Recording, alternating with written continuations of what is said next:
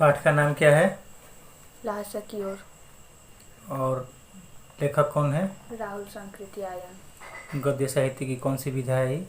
यात्रा वृत्तांत। यात्रा वृत्तांत। यात्रा वृत्तांत पढ़ने का फायदा बताओ या लिखने का फायदा बताओ। जो लोग उस जगह पे नहीं गए होंगे या नहीं जा सके होंगे, उन लोगों को इस जगह के बारे में पता चल जाए, वहाँ क्या होता है, कैसे होता है। वहाँ के धर्म, वहाँ के रीति रिवाज, हाँ। वहाँ की सामाजिक संरचना, भौगोलिक बनावट, नहीं, इन सब चीज़ों के बारे में पता चल जाता है। चलो, इससे बात पर पहले चर्चा हुई थी। अब जानना है कि आखिर इस पाठ में है क्या। नहीं, लेखक के बारे में पता है, घुमक्कर प्रवृत्ति का था, घूमते रहना इसको अच्छा लगता था, तो घूमते घूमते ही पहुंच गया कहाँ? तिब्बत। लेकिन वहाँ जाने का रास्ता जो था वो प्रतिबंधित था, मतलब अलाउ नहीं था जाना, तो लुका छिपा के भिखमंगा के भेष में चला गया। किस चीज़ के भेष में गया? भिखमंगे के भेष में गया। भिखमंगा को कौन रोकेगा? चला गया, घुस गया।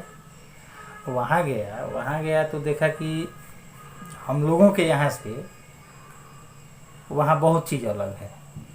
जैसे सबसे पहले इसको नज़र आया कि यहाँ अमीरों की कद्र कम होती है और भिखमंगे टाइप के लोगों की कद्र अधिक होती है। बहुत निम्न श्रेणी के भिखमंगे, मतलब भिखमंगवा सबका भी कैटेगरी होता है, समझ गई? तो बहुत निम्न श्रेणी के भिखमंगे जो होते थे उनको लोग अपने घर में नहीं आने जाने देते थे, कि मैंने चोरी चकारी के चलते उसको अपने घर में नहीं आने जाने देते थे। बाकी कोई अपरिचित है, गरीब जैसा लग रहा है, तो वह किसी के घर में आ जा सकता था। ठीक है, घर की कोई भी महिला है या पुरुष है, नहीं, सास हो चाहे बहू हो, उसको रोकती नहीं थी आने जाने से। वहाँ जा करके और वह व्यक्ति चाहे तो उस महिला से चाय बनवा के पी सकता था। चाय बनाने के लिए सामान वो अपने पास से दे देता, नहीं, अब बाकी उस घर की महिलाएं जो होती थीं, जिसके घर में वो अपरिचित गया है, अजनबी गया है, उसको चाय बना के दे देती थी। ये भी इसमें लेखक ने देखा है कि यदि जिस व्यक्ति ने चाय बनाने का सामान दिया है उसको ये लग रहा है कि हमने जितना चाय बनाने का सामान दिया इस महिला को, सब सामान डाल के चाय नहीं बनाएगी, तो वहीं बैठ करके उसकी निगरानी कर सकता था। तो वहाँ चाय कैसे बनाया जाता था, चाय बनाने का तरीका भी थोड़ा सा अलग था। मक्खन और सोडा डाल करके वो लोग चाय बनाते थे, चोंगी में कूट करके। चोंगी एक तरीके का, जैसे हम लोगों के घर में खल वगैरह नहीं होता है जिसमें सामान कूटना है, रोज सुबह काढ़ा बनाने के लिए मम्मी नहीं कूटती है, नहीं, तो वैसा ही कुछ होगा जिसमें वो लोग कूटते थे, कूट करके चाय बनाते, बाद में उसमें नमक छिड़क करके पीते थे लोग। तो चाय बनाने का तरीका भी हम लोगों के यहाँ से क्या था, अलग था। और वहाँ देखा उसने, लेखक ने, कि यहाँ जैसे हमारे यहाँ के लोग हाथ में लाठी डंडा लेकर के घूमते हैं बेधड़क, वैसे वहाँ के लोग घातक हथियार लेकर के घूमते हैं अपने हाथों में। तो हथियार संबंधी कानून नहीं था वहाँ, ठीक है।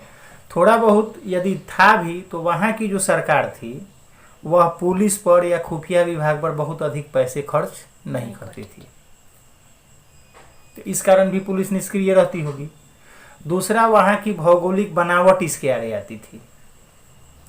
पहाड़ी इलाका था, तो मान लो कि चोर ऊंचाई पर है हथियार लेकर के, पुलिस नीचे है, जब तक कि नीचे से दौड़ के ऊपर जाएंगे तब तक ऊपर से भाग के चला जाएगा नीचे, नहीं, तो इसलिए भी। और क्या था कि एक चीज और देखा उसने वहाँ, कि यहाँ चोर उचक्के टाइप के जो लोग हैं वह किसी की हत्या पहले कर देते हैं, सामान बाद में लूटते हैं। अरे हम लोगों के यहाँ क्या करेगा, सब गर्दन में से चेन नोच के भाग जाएगा, हाथ में से मोबाइल छीन के भाग जाएगा। ऐसा नहीं ना है कि हाथ में से मोबाइल छीनने के पहले हथवे काट देता है, गर्दन से चेन नोचना है तो गर्दन में काट दिया। बहुत कम ऐसा देखने सुनने को मिलता है कि चोरी डकैती जहाँ हुई है वहाँ किसी की हत्या कर दी गई है, अधिक से अधिक मारपीट करता है सब। लेकिन वहाँ क्या था, वहाँ हत्या पहले कर देता था, सब सामान बाद में लूटता था। नहीं, वहाँ चूंकि गया तो था ही भिख मंगा बन करके, भिक्षुक के वेश में गया था, तो वहाँ एक स्थानीय व्यक्ति से इसने दोस्ती की। अब हम लोग कहीं जाते हैं घूमने उमने ना, तो हम लोग क्या करते हैं कि जहाँ अनजान जगह पे जाएंगे तो वो गाइड रखते हैं, तो गाइड हमको घुमाता है, उस जगह के बारे में बताता है। नहीं, कब बना था, कैसे बना था, क्यों बनवाया गया, इसका महत्व क्या है, इससे फायदा क्या है, ये सारा चीज़ गाइड बताता है। तो गाइड बताता है तो उसके बदले में उसको पैसा दिया जाता है। लेकिन लेखक वहाँ गया था किस वेश में, भिक्षुक वेश में गया था, तो थोड़ा सा चालाकी किया होगा, सोचा कि यहाँ के एक आदमी को दोस्त बना लेते हैं, साथे साथे रहेगा, घूमेगा, सब बताएगा। वहाँ चूँकि वहाँ जो स्थानीय व्यक्ति है उसको तो उस जगह के बारे में सब कुछ पता है ना। तो उस व्यक्ति का नाम था सुमति। क्या नाम था उसका? सुमति। और वह मंगोल जाति से था। किस जाति से था? मंगोल जाति से था। यहाँ तुमको एक चीज़ याद रखना होगा कि मंगोल जाति के लोगों का मुंह जो होता है ना वो लाल होता है। कैसा होता है? लाल होता है। हम लोग कहते हैं कि मुंह लाल होना यानी गुस्से में आना। लेखक को कभी कभार ये भ्रम हो जाता था उसके लाल मुंह को देख करके कि कहीं गुस्सा में नहीं न है, या थोड़ा बहुत भी उसके अंदर गुस्सा या खींच होती थी तो लेखक को लगता था कि नहीं अत्यधिक गुस्सा हो गया है। सुमति के साथ ये घूमता था। ठीक है, एक जगह ये लोग जा रहे हैं तो पहाड़ पर चढ़ना है। पहाड़ पर चढ़ना है तो लेखक ने कहा कि घोड़ा ले लेते हैं। किराए पर ये लोग क्या कर लिया? घोड़ा ले लिया। तो वहाँ सुमति का घोड़ा जो था वो तेज चल रहा था, लेखक का घोड़ा धीरे धीरे चल रहा था। सुमति का घोड़ा एक तो तेज चल रहा था, इसके बावजूद सुमति क्या कर रहा था? अपने घोड़ा को दौड़ा रहा था, मारपीट के दौड़ाता होगा। लेखक अपने घोड़े को जिस रफ्तार से इस लेखक का घोड़ा चल रहा था उसी रफ्तार से लेखक अपने घोड़े को चलने दे रहा था। नहीं, तो यहाँ एक चीज हमको समझना होगा कि लेखक पशुओं के प्रति लेखक का जो दृष्टिकोण था या लेखक की जो भावना थी थोड़ी सी सुमति से अच्छी थी। एक तो सुमति का घोड़ा तेज चल रहा था, इसके बावजूद उसको क्या कर रहा था? वो दौड़ा रहा था। लेकिन लेखक का घोड़ा धीरे भी चल रहा था, तब भी लेखक अपने घोड़े को मारते पीटते हुए नहीं चला रहा था। अब इसका नतीजा क्या हुआ? नतीजा ये हुआ ना कि सुमति आगे निकल गया, लेखक पिछड़ गया। एक जगह से जहाँ से दो रास्ते निकलते थे तो लेखक सपोज दैट कि लेखक चला गया पूरब की तरफ और सुमति चला गया उत्तर की तरफ, बिछड़ गए दोनों। कुछ दूर जाने के बाद सुमति को लगा कि लेखक पिछड़ गया है, क्योंकि उसका घोड़ा धीरे धीरे चल रहा था, तो एक जगह रुक के चाय बनाने लगा। तो चाय बनाने के लिए क्या लिया? वो कहीं से कंडा वगैरह बटोर लाया। कंडा गांव देहात में देखी है, घर उड़ गई है कभी तो मूज का झाड़ वगैरह देखी है कहीं? अच्छा, बेढ़ी देखी है ना? है तो बेढ़िया के ऊपर जो खोप हम लोग बनाते हैं, तो खोपवा जो बनाते हैं वो कंडा वगैरह का यूज करके बनाते हैं। समझ गए? तो वही कहीं से बटोर उसको, जब सड़ जाता है, खराब हो जाता है तो जला नहीं दिया जाता है, तो वही कहीं से क्या किया? कंडा बटोर करके ले आया और चाय बनाया। लेखक पिछड़ गया था। लेखक पिछड़ के गया था, लेखक तो दूसरे रास्ते पे चला गया था। तो सुमति बेचारा चाय बनाया और देखो ईमानदार था, चाहता तो चाय क्या करता है? पी लेता। भले ही सोचता कि भले ही पीछे है तब तक हम चाय बना के पी लेते हैं, लेकिन चाय बना करके सुमति क्या कर रहा था? लेखक का इंतजार कर रहा था। इससे जाहिर ये होता है ना कि भले ही तिब्बती लोग गरीब थे, नहीं भिक्षा मांग करके अपना काम चलाते थे, लेकिन ईमानदार होते थे। अब कुछ चोर उचक्के टाइप के लोग थे जिनका काम में था चोरी डकैती करना, उनको छोड़ दीजिए, नहीं तो सब जगह है वैसे लोग। लेकिन बावजूद इसके वहाँ की आबादी जो थी वो ईमानदार रही हो, नहीं, क्योंकि चाय भी नहीं पिया लेखक को छोड़ करके। लेखक नहीं आया, चाय ठंडा हो गया, फिर गरम किया बेचारा, फिर गरम करके इंतजार कर रहा है, फिर नहीं आया। हाँ, ऐसे करके वो 2-3 बार उसको चाय गरम करना पड़ा। तो जाहिर सी बात है कि थोड़ा सा गुस्सा तो आएगा ना। और तब तक लेखक अब फिर रास्ता बहुत दूर आगे निकल गया, वहाँ से फिर घूम करके इधर की तरफ गया। सुमति जब मिला तो चाय वाय पी करके, हालांकि सुमति थोड़ा सा गुस्से में था, नहीं मुंह लाल था ही, थोड़ा सा गुस्से में था तो और ज़्यादा लाल हो गया था। तो लेखक को लगा कि नहीं बहुत अधिक गुस्से में है, लेकिन खैर ऐसी कोई बात नहीं थी। चाय पी करके फिर ये लोग आगे बढ़े। वहाँ के लोग बौद्ध धर्म को अधिक मानते थे। किस चीज़ को मानते थे?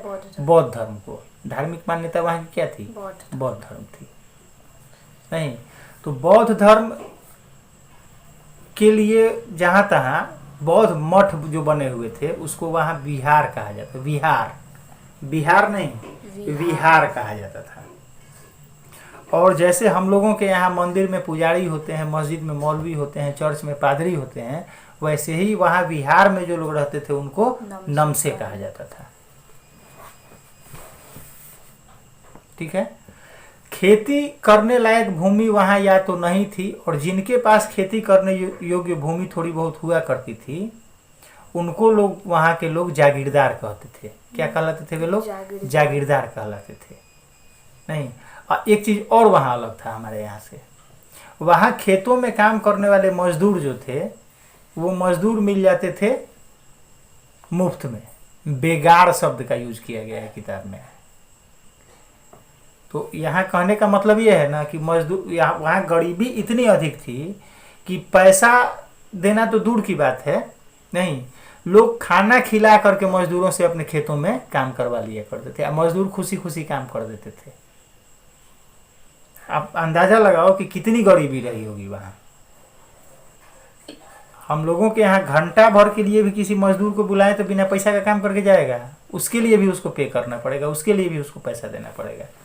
लेकिन वहाँ मजदूर मिल जाते थे सिर्फ रोटी खा करके, खाना खा करके। एक और बात कि हम लोग अपने खेतों में चाहे कहीं काम लगाएंगे, मजदूर को रखेंगे तो निगरानी करने जाते हैं ना, देखने के लिए जाते हैं ना, ये काम कर रहा है कि नहीं कर रहा है। वहाँ के जो जागीरदार होते थे वो खेतों में अपना काम देखने नहीं जाते थे। ये काम किसके जिम्मे था? नमसे लोगों के जिम्मे था। नमसे जाकर के खेतों का काम देखते थे। और वो मजदूर जो खेतों में काम करते थे वो नमसे को और जागीरदार को भगवान जैसा मानते थे। पेट जिसने भर दिया उसका ये एहसान मानते थे ये लोग। तो इसलिए भी वहाँ के लोग ईमानदार थे। नमक हराम नहीं थे कि जहाँ का खा रहे थे उसी को गाली दे रहे थे। वहाँ के लोग जो उनको खिलाता था ना, जिसके ज़मीन पे काम करते थे, जहाँ से उनका पेट भर जाता था, उसको वो लोग भगवान जैसा मानते थे। अब एक जगह ये लोग रुके, सुमति और लेखक एक विहार में रुके, शेखर विहार नाम उस जगह का बताया गया है इसमें। तो वहाँ रुके तो अगल बगल के गांव में सुमति के कुछ यजमान रहते थे। यजमान समझ रही है? नहीं हाँ, पंडित जी लोग आते हैं हम लोगों के यहाँ कथा कहने के लिए। हाँ, तो वो लोग हमारे पुरोहित हैं, हम लोग उनके क्या हुए? यजमान हुए। तो इसी टाइप का काम रहा होगा सुमति का। तो सुमति सोचा कि हम अपने यजमानों से जाकर के मिल आए, और गंडा बांटना था उसको। तो गंडा जैसे जनेऊ वगैरह हम लोग पहनते हैं ना, नहीं तो ये जनेऊ पंडित जी लोग आकर के दे जाता है, तो इसके बदले में उनको कुछ दिया जाता है। ठीक है, दिया जाता है। तो वैसे ही सुमति जाकर के कुछ इसी टाइप का कुछ रहा होगा, तो वहाँ उसको कुछ मिलता। तो लेखक ने सुमति को मना कर दिया कि नहीं, तुम कहाँ जाओगे गंडा बांटने, यहीं बैठो। क्या सोच करके मना कर दिया उसको? कि उसको 2-3 दिन लग जाएगा, उसको वहाँ लंबा टाइम लग जाएगा, इधर हम अकेले हो जाएंगे। तो हम कहीं अजनबी जगह पे हैं, अपरिचित जगह पे हैं, तो वहाँ हम क्या करते हैं, हम चाहते हैं ना कि हमारे साथ कोई रहे जिससे हम अपनी बात, हम अक्सर बातचीत करते रहें। तो सुमति चला जाता तो लेखक अकेले हो जाता। तो यह सोच करके लेखक ने सुमति को मना कर दिया कि नहीं, तुम मत जाओ। लेकिन अचानक लेखक की नजर पड़ गई उस विहार में रखी कुछ पुस्तकों पर, जिसको इस किताब में पोथी कहा गया है। तुम्हारे किताब में जो लिखा हुआ है, क्या लिखा हुआ है? पोथी लिखा हुआ है। तो पोथी पे नजर पड़ी। वो पोथी क्या थी? तो उसमें भगवान बुद्ध के उपदेश लिखे गए थे हाथ से। तो उस समय तो प्रिंटिंग प्रेस रहा नहीं होगा, किताब छप जाए, तो हाथ से लिखा गया था। हाथ से लिखेंगे तो जगह भी ज्यादा लगेगा, नहीं तो इसलिए वो मोटी मोटी पुस्तकें हो गई थी। अब बहुत मोटी पुस्तकों को हम क्या कहेंगे, क्या कहते हैं? पोथी। हालांकि कोई ज़रूरी नहीं है कि बहुत मोटी किताब हो उसी को पोथी कहें। हम लोग जब पढ़ते थे ना, हम लोग पढ़ते थे तो 25 पैसा में किताब मिलता था, उसका नाम था मनोहर पोथी। अब मनोहर पोथी में पेज यदि काउंट करो तो पेज मुश्किल से 15-20 गो पेज रहता होगा, लेकिन उसमें एक छोटे बच्चे को जितने चीज़ों की जानकारी चाहिए जरूरी, वो सब उसमें था। मतलब उसमें क से ग तक था, ए से जेड तक था, 1 से 100 तक गिनती था, 1 से 20 तक पहाड़ा था, इकाई दहाई सैकड़ा हजार, जो 1, 10, 100,000 तुम लोग गिनती हो वो था। 1-2 गो बढ़िया बढ़िया कविता भी थी। उठो सवेरे रगड़ नहाओ रोज, इस विनय कर शीश नवाओ, ऐसे करके रोज बरों को छुओ पैर, कभी किसी से करो न बैर। मनोहर पोथी की कविता पढ़ा हुआ अभी तक याद है नहीं। कहने का मतलब है कि एक छोटे बच्चे को जितने चीज़ों की जानकारी चाहिए वो सब वही 15-20 पेज में था नहीं, तो इसलिए भी वो पोथी था। शेखर विहार में जो लेखक ने देखा वो बौद्ध धर्म की हस्तलिखित पुस्तकें थी, हस्तलिखित पोथियां थी, और एक पोथी का वजन था कम से कम 15 सेर। 15 सेर का मतलब हुआ लगभग 7-7.5 किलो। एक सेर में 400-450 ग्राम होता है, आधा किलो से थोड़ा सा कम होता है। और आज जैसे हम लोग किलोग्राम ग्राम में वजन नापते हैं ना, तो वैसे ही पहले सेर पसेरी छटाक वगैरह में लोग वजन नापते थे। और उन पुस्तकों की संख्या थी 103। 103 पोथियां वहां रखी हुई थी। मतलब 7.5 किलो का 103 103 वो किताब रखा हुआ था। लेखक को मन किया कि किताबुआ पढ़ते हैं। लेखक देखो घुमक्कर प्रवृत्ति का था, लेकिन पढ़ता भी बहुत था, और घूमते घूमते उसने बहुत ज्ञान अर्जित किया था, इसीलिए वो महापंडित कहा जाता है। तो पढ़ना शुरू किया। अब देखो, अब मन से यदि हम पढ़ना शुरू करें तो उस बीच में हम चाहते हैं कि हमको कोई डिस्टर्ब नहीं करे नहीं, तो अब सुमति था वहां। तो लेखक को लगा कि अब तो बीच बीच में डिस्टर्ब करेगा हमको, तो लेखक कह दिया कि एगो काम करो, तुम जाकर के अपना गंडा बांटाओ। ठीक है, उसको भेज दिया गंडा बांटने के लिए। तो अब किस लिए भेज दिया? पुस्तक पढ़ने के। हाँ, कि उसको पुस्तकों को पढ़ना था। और परीक्षा में आशय स्पष्ट करने के लिए पूछता है कि इसमें एक जगह लिखा हुआ है कि अब मैं उन पुस्तकों के भीतर था। तो भीतर था का मतलब क्या कि किताबों में घुस गया था? नहीं, बहुत मन से पढ़ रहा हाँ, बहुत मन से, एकदम पुस्तक पढ़ने में तल्लीन हो गया था, रम गया था पुस्तक पढ़ने में। और उन पुस्तकों से वो बाहर जल्दी नहीं निकलना चाह रहा होगा, इसलिए सुमति को कह दिया कि तुम जा करके गंडा बांटाओ। और लेखक को ये अंदाजा था कि जाएगा अपने यजमानिका में घूमने के लिए, गंडा बांटने के लिए बगल के गांव में, तो लंबा टाइम लगा के आएगा नहीं, लेकिन ऐसा हुआ नहीं। शाम तक आ गया। गया, फिर 3-4 घंटा के बाद शाम तक तो वापस आ गया नहीं। तो यहाँ से फिर वो लोग अपना आगे की यात्रा किए। यहीं तक इसमें लिखा हुआ है। अब एक ये हो गया मुख्य मुख्य बातें इस कहानी की, या इस यात्रा वृत्तांत की, कहानी की नहीं, यात्रा वृत्तांत की मुख्य मुख्य बातें हो गई। अब इसमें कुछ जगहों के नाम हैं, और इस पाठ में तथ्य बहुत अधिक हैं। तथ्य का मतलब आता है, समझ रही है? हाँ, बताएं। अच्छा देखो, जैसे तुमसे पूछा जाए कि आज कौन दिन है, तो क्या बताओगी? शनिवार। शनिवार। तारीख पूछा जाए तो क्या बताओगी? 29 तारीख है। महीना पूछा जाएगा तो क्या बताएगी? अप्रैल है। साल पूछा जाएगा तो क्या कहेगी? 2021 है। हाँ, यही ना। लेकिन अब पूछा जाए कि दिन भर का मौसम कैसा रहा, तो इसमें तो तुम अब अपने मन से कि धूप उगा, बारिश हुई, बादल छाए, हवा चली, नहीं, अपने मन से कुछ कहोगी। तो ये जो तुमसे पूछा जाएगा ना कि दिन भर का मौसम कैसा रहा, तो इसकी तुम व्याख्या करेगी। जो है वो है, या कुछ अपने मन से भी जोड़ करके कहेगी। लेकिन पीछे तुमसे जितने प्रश्न किए गए, इसमें जो है वही कहना पड़ेगा तुमको। दिन शनिवार, तारीख 29, महीना अप्रैल, साल 2021, ये सब तथ्य हुआ। भारत कब आज़ाद हुआ? तो 15 अगस्त 1947 को, ये तथ्य है। भारत की राजधानी कहाँ है तो दिल्ली, ये तथ्य है, इसमें हम हेर फेर नहीं कर सकते हैं, नहीं।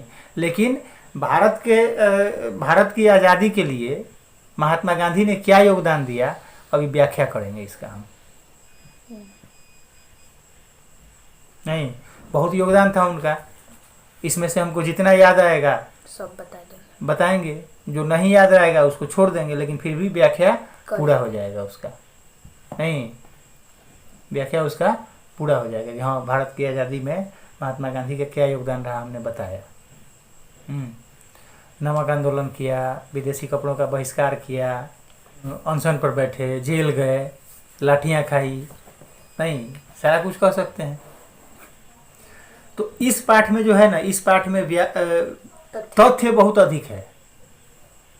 किन किन जगहों पर लेखक गया तो तुमको नाम रखना पड़ेगा कि थोंगला गया, लांगकोर गया, शेखर विहार गया, नहीं, जगह का नाम रखना पड़ेगा।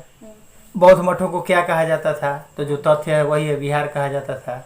बौद्ध मठ के पुजारी होते थे उनको क्या कहा जाता था, तो नमसे कहा जाता था। जिनके पास खेती योग्य भूमि होती थी उनको क्या कहा जाता था, जागीरदार कहा जाता था, नहीं।